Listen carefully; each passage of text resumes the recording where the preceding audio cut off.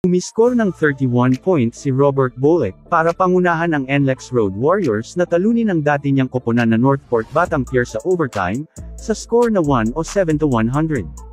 Nakakuha din ng 5 rebounds at 5 assists si Berto sa loob ng 42 minuto, nakakonekta din siya ng 3 3-pointer at 10 naman ang ipinasok niya sa foul line pero siya ay nagmintis ng 13 tira sa field.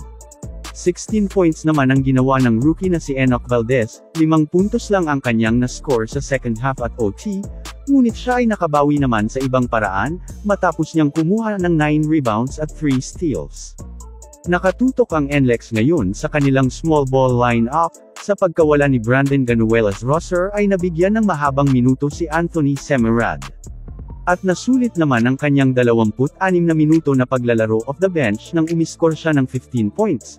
Ganon din si Sean Anthony na bumabad sa loob ng court, at gumawa ng 15 points at 9 rebounds.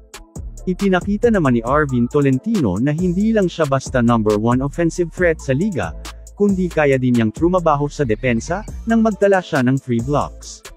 Makaraang mag-average siya ng 22 points last conference ang nangunguna sa lahat ng locals, ay umiskor naman siya ng 29 points sa kanilang unang laban. Nakakuha din siya ng 9 rebounds at kumonekta ng 10 of 11 sa free throw at 3 tres, habang sinundan naman siya ni Alin Bulandy na may 19 points at 13 naman ang ginawa ni Zav Lucero sa kanyang first PBA game. Hindi naging maganda ang 3-point shooting ng dalawang koponan, sila ay may pinagsama lang na 14 na 3-point made sa buong laro. Nagtala lang ng 15% ang Northport, ang NLEX naman ay 22%. Pinaliguan ng supalpal ng Batangier ang Road Warriors, sila ay nakabutita ng 11 tira, pero isang block na lang ang kanilang naitala sa fourth quarter at OT dahil na din sa kapaguran. 7 puntos agad ang kinamada ni Bolick sa simula ng opening frame, para may 1 agad ang Northport ng 10, 14-4, at sa mga sumunod na eksena ay umabot pa sa 12 ang kanilang lamang. Pero pagsapit ng 6 na minuto ay naibaba ng Batangier sa 6 ang pagitan ng score, ang Warriors ay nahinto nila sa 11 sa loob ng 2 minuto, at bago tapusin ng NLEX ang period na abante ng 4 ay nakatabla muna sila. Ang dalawang koponan ay nag-agawan ng kalamangan sa unang bahagi ng second, sa buong period ang Northport ay hindi na nagpaiwan sa NLEX, ngunit ang kanilang momentum ay hindi nila maituloy-tuloy. Mula sa back-to-back baskets ni Lucero ay muling nakuha ng Batangier ang isang abante sa ika-8 at kalahating minuto ng third quarter, subalit bumitaw si Bolick ng 3 para bawiin nila agad ang kalamangan.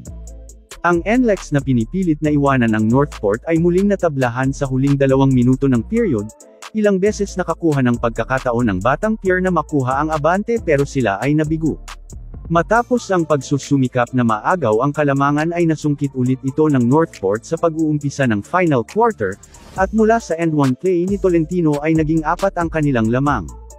Naibitaw ni Bolick ang kanyang 3 kasabay ng pagbingwit niya ng foul, ang 4-point play ay kanyang nakumpleto para itabla ang talaan, ngunit ang Northport ay sinagot din sila ng 4 na sunod-sunod. Nagpalitan ulit ng kalamangan ang dalawang koponan pagsapit ng ika-4 na minuto, at makaraan ng 1 minuto ay nagbabadyang lumayo ulit ang Road Warriors, subalit ang Northport ay nabasa ang kanilang iniisip. Matapos na makatabla ulit ang Batangier sa huling 1 at kalahating minuto ng laban ay binagsakan sila ng NLEX ng 4 na magkakasunod na puntos, 32 segundo na lang ang natitirang oras sa regulation. At sila ay nag-aakala na makukuha na nila ang panalo, pero si Tolentino ay bigla silang ginulat, 5 sunod-sunod na puntos ang iniskor niya para itabla ulit ang score at dalhin ang laban sa overtime. Ang talaan ay nananatiling tabla sa huling 2 minuto ng OT, pero yun ay binasag ni Bolick mula sa kanyang free throw. Ang Batangier ay napuwersa nilang mag-commit ng turnover sa kanilang possession. At yon ay nagresulta sa 3-point play ni Marcelo, at nasundan pa nila yon ng 3 puntos. Ang Northport ay hindi na nakascore sa huling 2 at kalahating minuto ng laban.